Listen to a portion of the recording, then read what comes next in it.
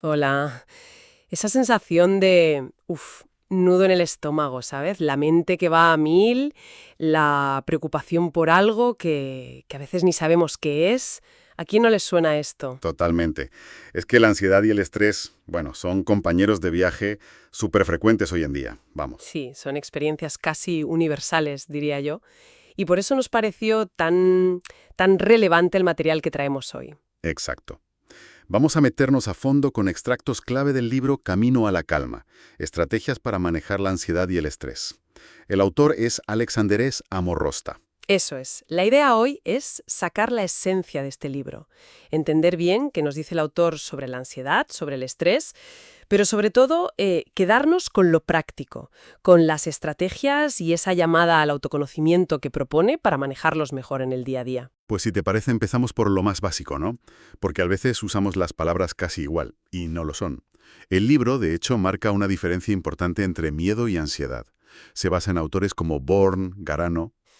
Vale, a ver, miedo y ansiedad. Según esto que comentas, el miedo sería una respuesta a algo concreto, ¿no? Algo que está pasando ahora, tangible. Eso es.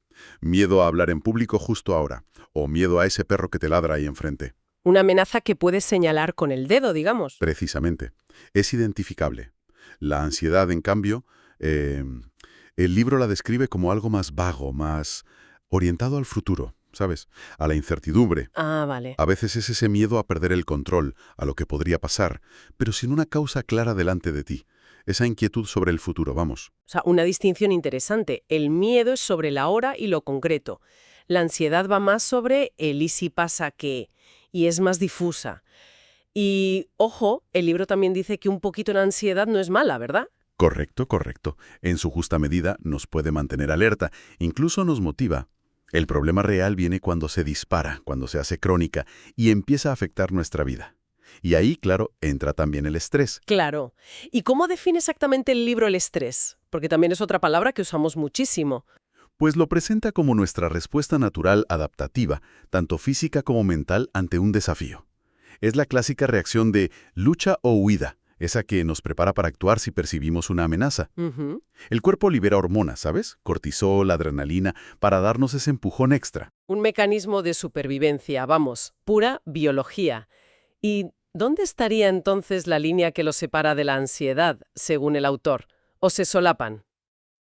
Bueno, se pueden solapar, claro, pero el libro lo explica bastante bien. El estrés suele ser una reacción a presiones más inmediatas, a un evento concreto. Tienes una entrega, una discusión, eso genera estrés. Vale. La ansiedad, en cambio, tiende a ser más una preocupación sostenida en el tiempo, ¿sabes? Proyectada hacia el futuro, y a veces sin un desencadenante súper obvio en ese preciso instante, aunque claro, como dices, a menudo van de la mano. Puedes sentir ansiedad días antes de un examen y estrés justo mientras lo haces. Entendido. Vale, vamos a detenernos un momento aquí, porque el libro advierte, y mucho, sobre las consecuencias cuando esta respuesta de estrés o la ansiedad se mantienen en el tiempo, ¿no? Cuando se clonifican. Uf, sí. Y no hablamos solo de malestar mental, que ya es bastante, y que puede llevar a trastornos específicos, a depresión. No, no, va más allá. El impacto es mucho más amplio, ¿sí? El libro detalla efectos en la salud física, habla de problemas cardiovasculares, de un sistema inmune más débil, de problemas digestivos como el síndrome del intestino irritable, cosas serias. Y a nivel cognitivo también, ¿verdad? Que nos cuesta concentrarnos, fallos de memoria, Exacto. incluso cambios en cómo nos comportamos, que si nos aislamos más o dormimos peor, vamos, que afecta a todo el pack. Un panorama completo. Sin duda, por eso es tan crucial entender qué nos lo provoca. El libro menciona causas generales que todos conocemos. La presión en el trabajo, los cambios vitales importantes como mudanzas, rupturas, problemas económicos, los conflictos personales, y también habla de desencadenantes como más específicos, ¿no? Un ambiente laboral tóxico, ciertas presiones sociales, pero me da la impresión de que el autor insiste mucho en que miremos hacia adentro, ¿no es así? Totalmente. Subraya muchísimo la importancia de identificar nuestros propios disparadores, los individuales.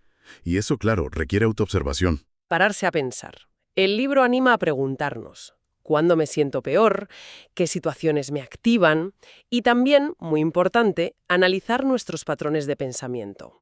Así, esos pensamientos automáticos negativos que a veces ni nos damos cuenta que tenemos.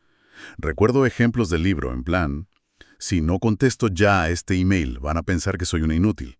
O, he cometido un error, seguro que me despiden. Reconocerlos es un paso gigante. Exacto, porque son interpretaciones, no hechos. Y también sugiere considerar nuestra historia personal. Experiencias pasadas, como haber sufrido acoso o una pérdida importante, pueden dejar cicatrices, digamos, que nos hacen más sensibles a ciertos estímulos ahora. Identificar todo este mapa personal es fundamental para empezar a manejarlo. Queda clarísimo que entender el problema, nuestro problema particular, es el primer paso. Y también entender que la ansiedad no es una cosa única, monolítica. El libro menciona que se manifiesta de formas muy distintas. Sí, describe brevemente algunos tipos para ilustrar esa variedad, sin ánimo de ser un manual diagnóstico, claro, pero para que veamos el abanico. Habla, por ejemplo, del trastorno de ansiedad generalizada, esa preocupación constante por casi todo. Agotador. Ya. Luego el trastorno de pánico, con esos episodios súbitos de miedo intenso, los ataques de pánico, o la fobia social, ese temor brutal a situaciones sociales. Incluso menciona el burnout, el síndrome del quemado, como un resultado claro del estrés laboral crónico. Vale, son ejemplos para ver la diversidad. ¿Y por qué es útil conocer estas diferencias, aunque no seamos psicólogos ni nada? Pues porque entender mejor qué tipo de ansiedad estamos experimentando o qué patrón sigue nuestro estrés ayuda mucho a buscar las estrategias o el apoyo más adecuado. No es lo mismo manejar una preocupación difusa que ataques de pánico puntuales, ¿entiendes? Claro, tiene sentido. De hecho, el libro incluye algunas historias de transformación que son muy ilustrativas, como la de una tal María con ansiedad laboral o un chico Javier con secuelas de acoso escolar. Muestran cómo identificar su problema específico fue clave para poder superarlo, buscando la ayuda correcta. Esas historias le dan un toque muy humano, sí, y como de esperanza, ¿no?, de que se puede salir. Y bueno, eso nos lleva de lleno al corazón del libro, las estrategias prácticas. Aquí es donde la cosa se pone realmente interesante, creo yo. Sí, aquí está la chicha, digamos. Porque se centra mucho en herramientas para el día a día. Y hay un concepto que se repite mucho, la atención plena, el mindfulness, ¿verdad? Muchísimo. Es un pilar fundamental en el enfoque del autor. El libro agrupa las estrategias de forma muy práctica, muy útil. Por un lado están las que se enfocan en la mente, las estrategias cognitivas. Ahí entra el mindfulness, exacto. Aprender a estar en el presente, observar nuestros pensamientos, nuestras emociones, pero sin engancharnos a ellos, sin juzgarlos, como si fuéramos un observador externo. Que eso conecta directamente con lo que decíamos antes de identificar y desafiar los pensamientos negativos, ¿no? Justo. Se trata de cuestionar esas ideas automáticas que nos generan malestar, ponerlas en duda. Y también insiste muchísimo en la autorreflexión, en conocernos mejor como la herramienta clave para encontrar la calma. Hay un capítulo entero, el 10, dedicado a eso. Vale, estrategias mentales. Luego están las técnicas más enfocadas quizá a relajar el cuerpo, ¿no? El libro da ejemplos muy concretos ahí. Sí, muy prácticos. La respiración profunda, por ejemplo. Me suena que menciona una técnica específica. Inspirar en 4, aguantar 4 y soltar en 7, o algo así. Esa misma. Una técnica sencilla, pero, oye, muy efectiva para calmar el sistema nervioso bastante rápido. También habla de la meditación, claro. Incluso en formatos breves, meditaciones guiadas, como una forma de entrenar la mente para que esté más tranquila. Vale, mente y relajación física. Y además de eso están los cambios en el estilo de vida, en el comportamiento.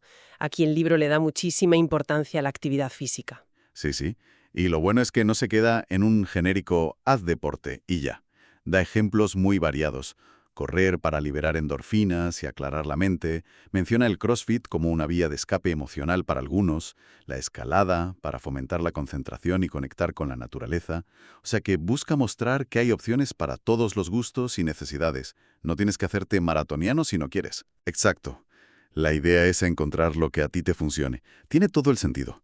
También habla de rutinas saludables, dormir bien, comer de forma equilibrada. Ojo, que incluso menciona la conexión entre nuestras bacterias intestinales, la microbiota, y la salud mental, que eso es fascinante. Sí, es un campo que se está investigando mucho ahora, la conexión intestino-cerebro. Y no se olvida de la importancia de la conexión social, de tener una red de apoyo, amigos, familia. Y algo que me parece crucial, aprender a poner límites. Eso suena fundamental, sí. Pero qué difícil es a veces saber decir no, priorizar, no sentirnos culpables por no llegar a todo. Pues sí, y relacionado con esto, claro, está la gestión del tiempo. Planificar un poco, evitar distracciones, hacer descansos. Son como pequeños cambios de hábitos que, según el libro, sumados marcan una diferencia enorme a largo plazo. Totalmente. De hecho, el capítulo 8 propone ejercicios muy concretos para empezar a practicar todo esto. Recuerdo un par que me parecieron muy accesibles, la verdad. Uno era la caminata consciente, que es simplemente caminar prestando atención plena, ¿no? A las sensaciones de los pies, la respiración, los sonidos, lo que ves. Una forma estupenda de integrar mindfulness y movimiento en la rutina diaria, sin necesidad de sentarte a meditar una hora. Exacto. Y el otro era la escritura terapéutica. Dedicar un ratito a escribir sobre lo que sentimos, lo que nos preocupa, pero sin filtros, ¿no? Para nosotros mismos.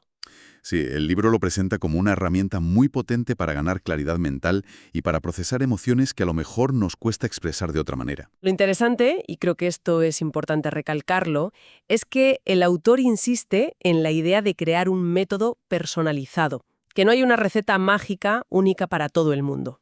Eso es clave. Se trata de experimentar, de probar que nos funciona mejor a cada uno y adaptarlo a nuestra vida, a nuestras circunstancias. Aunque el enfoque principal está en estas herramientas que podemos aplicar nosotros mismos, en la autoayuda, digamos, el libro también reconoce que a veces pues necesitamos más apoyo, ¿no? Que no siempre podemos solos. Sí, por supuesto. Dedica un capítulo a mencionar brevemente distintas opciones terapéuticas profesionales, para cuando la situación nos supera o necesitamos una guía más especializada. No entra en superdetalle, pero sí esboza ideas clave de enfoques diferentes. Menciona, por ejemplo, la terapia cognitivo-conductual, la TCC, que es bastante conocida. ¿Cuál es la idea principal ahí, resumida? Pues, fundamentalmente, la TCC se basa en que nuestros pensamientos, emociones y conductas están súper interconectados. Entonces, la terapia ayuda a identificar y a modificar esos patrones de pensamiento negativos o distorsionados que nos generan malestar. Y al cambiar el pensamiento, pues influye en cómo nos sentimos y cómo actuamos. ¿Vale? Cambiar la forma de pensar para cambiar cómo nos sentimos y lo que hacemos. Entendido. ¿Y alguna otra que destaque el libro? También habla de la terapia de aceptación y compromiso, la ACT. Esta tiene un enfoque un pelín distinto. En lugar de luchar tanto contra las emociones difíciles, enseña a aceptarlas como parte de la experiencia humana, ¿sabes?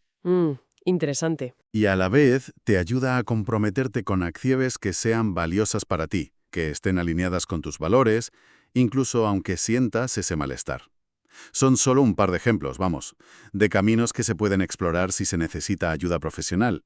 Me parece importante que se mencione esa opción, sí. Volviendo al enfoque central del libro, hay un tema que resuena constantemente, casi en cada capítulo diría yo, el autodescubrimiento. Es que es absolutamente central. El capítulo 10 lo llama directamente el arte de la autorreflexión. Entender nuestros disparadores, nuestros pensamientos automáticos, nuestros valores. El libro lo plantea como un viaje interior que es indispensable para encontrar una calma que sea auténtica y sobre todo duradera. Y para ilustrarlo, usa unas metáforas muy bonitas, en un capítulo que se llama Semillas de Serenidad.